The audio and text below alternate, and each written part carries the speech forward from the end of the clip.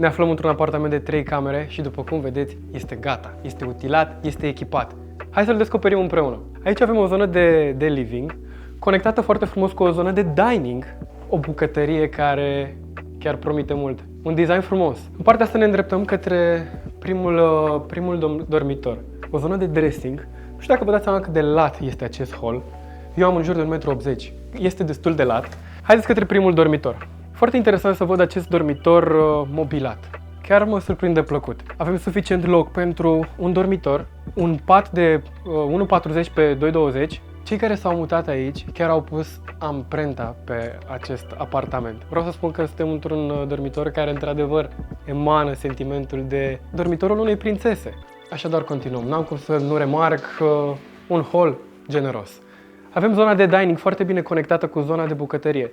Hai să descoperim puțin bucătăria. Avem o bucătărie de tip open space și după cum se poate observa este complet utilată, complet echipată. Finisajele sunt de top, îmi plac foarte mult LED-urile, designul este aparte și nu pot să nu remarc atenția la detalii. Ieșind din zona de bucătărie, mergem mai departe către zona de dormitor matrimonial.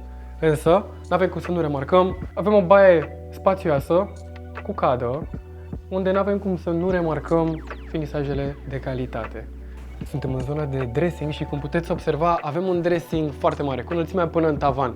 Suntem într-un dormitor atât de mare încât proprietarul a putut să-și pună un pat matrimonial cu tăblie foarte mare, 2 noptiere, avem zonă de make-up sau o zonă de birouaș, zona de TV, plus o mini-bibliotecă aici. Din bucătărie putem ieși pe terasă, dar pe terasă avem acces inclusiv din dormitorul matrimonial. Avem o terasă suficient de mare, 8 metri pătrați, unde putem pune fără probleme o masă, câteva scaune și să petrecem timp în aer liber cu cei dragi. Așadar, așa poate să arate un apartament gata de mutat, mobilat. Însă noi la Novo Buildings avem studiouri, apartamente de 2 camere și de 3 camere, la prețuri foarte accesibile, care abia așteaptă să devină viitorul tău acasă.